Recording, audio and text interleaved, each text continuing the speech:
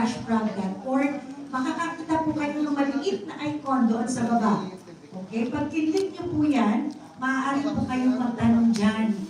Yan, ng mga impormasyon tungkol sa mga serbisyo ng ng OWA at ng Migrant Workers Office sa Prague. So, kagaya po yan, may tinatay po na katanungan si Wilsie, paano mag-renew ng kontrata. So, kung isasend nyo po yan kay Digital Kaagapay, dapat sumagot siya, Wilsie.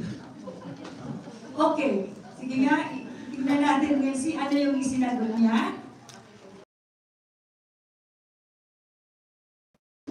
Requirements na ririyan, mga dokumento para sa verification ng inyong employment contract. Tapos nakalagay po dyan na matapos ang kumpleto at ma-verify ang dokumento. Po ay isa lamang, kalala, Tagalog, kahit na tatanong nyo, ganun yung lingwahe kayo sasabihin.